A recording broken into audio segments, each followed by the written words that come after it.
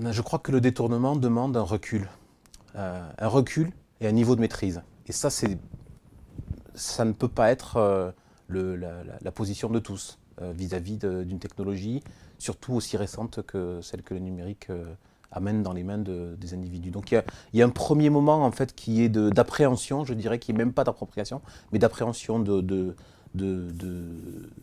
prise de contact avec les objets proposés par la technologie.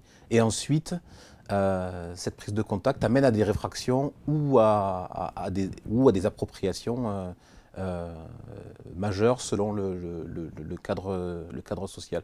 L'ordinateur, par exemple, bon, voilà, il est rentré dans les maisons, il est rentré dans les mœurs, et pour autant, on voit qu'on a des usages complètement différents selon les modes d'appropriation de l'objet.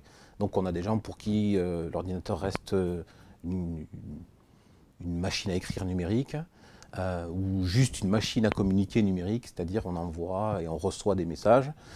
Et pour d'autres, c'est un outil de travail, c'est un outil de création. Voilà. Je crois qu'il y a une demande, enfin une technicité supérieure lorsqu'on se pose la question du détournement, une technicité supérieure et un recul sur la question de l'usage qui est supérieur quand on se pose la question du détournement. Par exemple, dans ce colloque, je vais parler de l'appropriation et des détournements dans le cadre de l'éducation. Et j'en viens à me poser la question de savoir si le détournement, ce n'est pas une pratique pédagogique majeure, en fait. Si ça ne commence pas toujours par là, détourner une pratique sociale externe à des fins pédagogiques pour amener à l'acquisition de compétences et de savoir. Donc, dans le cas du numérique, ça me paraît aujourd'hui assez flagrant de voir que certains outils qui sont des outils d'usage massif ont un usage pédagogique très singulier qui relève pour moi plutôt du détournement que de la simple appropriation. Mais c'est pareil, c'est le fait d'une certaine catégorie de personnes dans la profession, alors que les autres en sont encore à appréhender les outils qui sont proposés. Dans les pratiques de la jeunesse, il y a toujours des pratiques, on va dire le besoin d'éprouver le cadre social.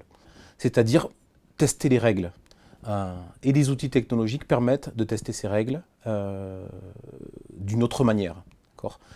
Souvent, quand je fais des interventions auprès de parents d'élèves, j'essaie de faire la comparaison entre les pratiques dites déviantes de la jeunesse des années 70 ou des années 80 et les pratiques dites déviantes de la jeunesse d'aujourd'hui. Et en fait, ce sont toujours des pratiques qui visent à tester le cadre pour s'y situer, en fait, pour mieux s'y situer.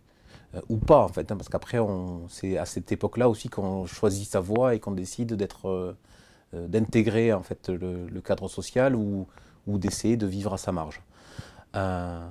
Et je pense que les technologies numériques y contribuent, mais je dirais, ce n'est pas inhérent à elles. Il faut avoir la mesure de la portée des actes et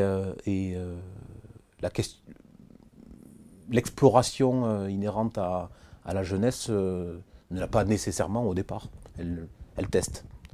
Elle pousse la limite pour voir jusqu'où ça peut aller.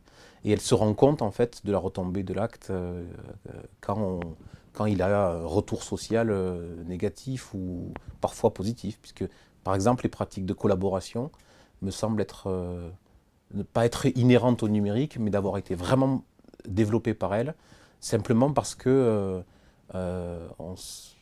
les usagers se sont rendus compte de la praticité du numérique pour ce genre d'usage. Les plateformes de communication en réseau comme Facebook proposent en fait elles proposent une plateforme d'échange. Évidemment, elles donnent un cadre relativement